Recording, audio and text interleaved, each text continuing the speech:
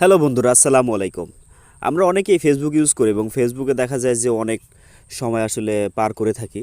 তো দেখা যায় আমাদের যখন ফেসবুকে নিউজ ফিডে আমরা থাকি, তো অনেক সময় আনওয়ান্টেড পোস্ট বা আনওয়ান্টেড কন্টেন্ট আমাদের সামনে আসলে চলে আসে, যেটা আমরা আসলে কখনো প্রত্যাশা করি না, যেটা আমাদের প্রয়োজন অপ্রয়োজনীয় অনেক পোস্ট আমাদের সামনে চলে আসে, যেগুলো দেখলে আসলে আমাদের বিরক্তিকর আসলে মনে হয়।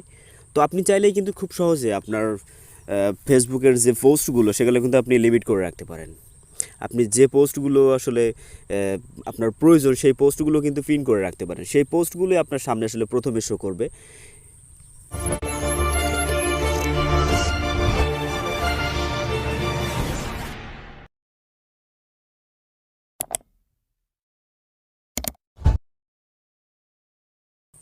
তো আপনি যদি চান আপনার কোনো বন্ধুকে আপনি পিন করে রাখবেন, আপনার সেই বন্ধুর পোস্টগুলো আসলে সবার আগে আপনার সামনে শো হবে।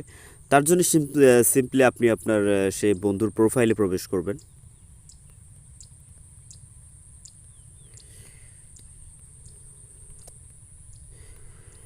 আপনার বন্ধুর প্রোফাইলে প্রবেশ করার পরে এখানে যে ফ্রেন্ড অপশান আছে, ফ্রেন্ড অপশানে ক্লিক করবেন। ফ্রেন্ড অপশানে ক্লিক করার পরে এখানে একটু নিচে দেখেন যে ফেভারাইট বলে একটা অপশান আছে। তো আপনি সিম্পলি ফেভারাইটে ক্লিক করে দেবেন। ফেভারিটে ক্লিক করে দিলে কী হবে, আপনার যে এই বন্ধু যদি কোনো পোস্ট করে, তাহলে সঙ্গে আপনার সবার আগে আপনার সেই পোস্টটা আপনার কাছে আসবে এবং সেটা সবার আগে আপনার সামনে প্রদর্শন হবে। অন্য কারো পোস্ট আসার আগে এই পোস্টটা আপনার সামনে আসলে প্রথমে আসবে।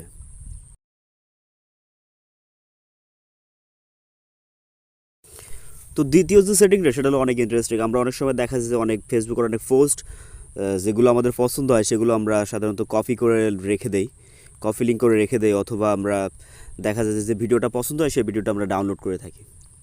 তো এটা আসলে অনেক একটা সময়ের ব্যাপার, অনেক আমাদের কাছে বিরক্তিকর মনে হয়। কিন্তু আপনি চাইলে কিন্তু আপনার সেই পোস্টটা আসলে আপনি ফেসবুকে কিন্তু আসলে সেভ করে রাখতে পারেন। তার জন্য আপনাকে কী করতে হবে, আপনি যে পোস্টটা আসলে সেভ করে আপনার ফেসবুকে সেভ করে রাখতে চান, সেই পোস্টার পাশে যে থ্রি লাইন ডট আছে, থ্রি লাইন ডটে ক্লিক করবেন।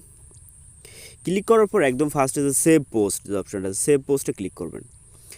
আপনি যদি চান কোনো ভিডিও, আপনি চাইলে কিন্তু এখানে আপনার একটা নাম সিলেক্ট করতে পারেন যে আপনি মানে কোন ফোল্ডারে বা কোন ফাইলে এটা সেভ করতে চান।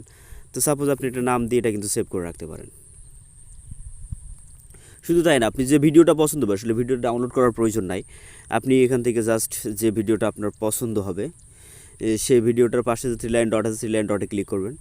ক্লিক করার পর এখানে সেভ ভিডিও, তো সেভ ভিডিও ক্লিক করবেন। সেভ ভিডিও ক্লিক করার পর এখানে আপনার একটা ফাইলে একটা নাম দিতে বলবে।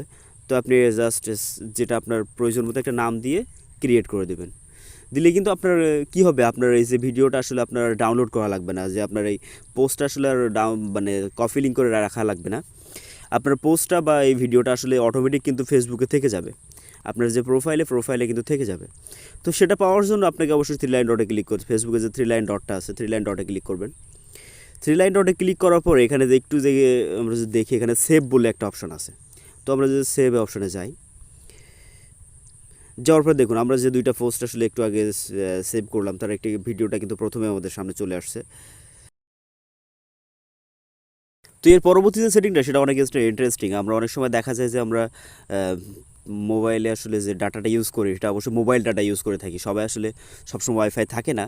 তো দেখা যায় যে আমাদের যে ভিডিওগুলো আসলে নিউজ ফিডে চলে আসে এগুলো অনেক সময় অনেক ডাটা খরচ হয়ে যায়। তো আপনি চাইলে কিন্তু আসলে খুব সহজে আপনার ডাটাটা আসলে সেভ করতে পারেন। তার জন্য আপনাকে ফেসবুকের যে থ্রি লাইন ডটে ক্লিক করতে হবে।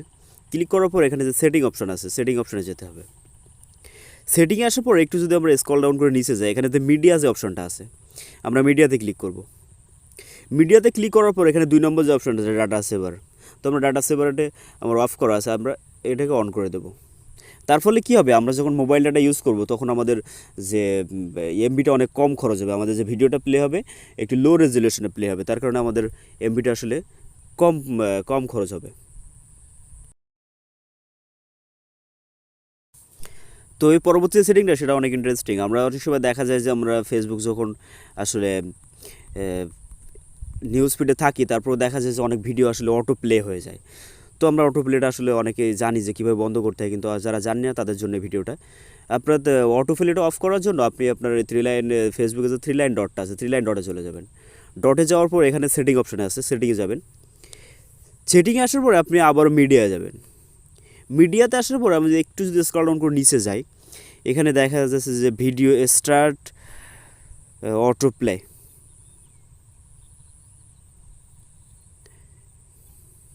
আমরা যদি একটু স্ক্রল ডাউন করে নিচে যাই, এখানে দেখা যাচ্ছে নেভার অটো প্লে ভিডিওস।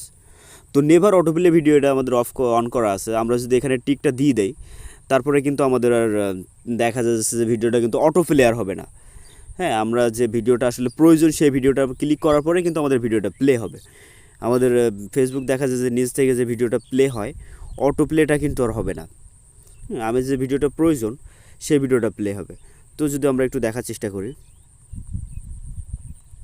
দেখুন এই ভিডিওটা কিন্তু আমাদের আগে অটো প্লে হচ্ছিল, কিন্তু এখন কিন্তু আর প্লে হচ্ছে না। এখন আমি যতক্ষণ পর্যন্ত প্লেতে ক্লিক না করবো ততক্ষণ পর্যন্ত কিন্তু ভিডিওটা প্লে হবে না।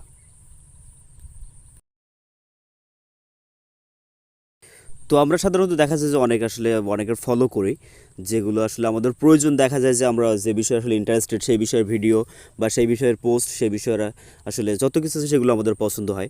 তো আমরা সাধারণত যেটা আসলে পিন করে রাখবো, যে আনওয়ান্টেড যে পোস্টগুলো বা আনওয়ান্টেড কন্টেন্টগুলো থেকে আমরা দূরে থাকবো। তার জন্য আমাদের যেটা করতে হবে, আমরা আসলে যে প্রোফাইলটা আসলে যে ফলো করি বা যে সেলিব্রিটি হোক আর যেই হোক, তার যাকে আমরা ফলো করি, আসলে আমরা তার প্রোফাইলে বা গ্রুপে বা পেজে আমরা যেখানে হোক সেখানে আমরা প্রবেশ করব।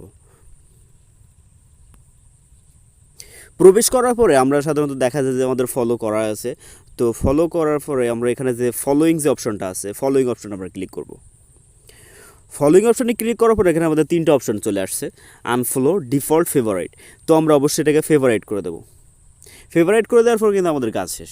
এর ফলে আমাদের কি হবে, এই যে মাশরাফি বিন মুর্তজা যে পোস্টগুলো করবে, যে ভিডিওগুলো আসলে যে কন্টেন্টগুলোই আমাদের ফেসবুকে দেখ না কেন, সেটাই আবার কিন্তু আমাদের সবার আগে কিন্তু আমাদের সামনে চলে আসবে। তার ফলে আমাদের কি হবে, আমরা কিন্তু আনওয়ান্টেড কন্টেন্ট থেকে দূরে থাকতে পারবো। আনওয়ান্টেড যে আসলে ভিডিও পোস্ট, এগুলো আমাদের সামনে আর আসবে না।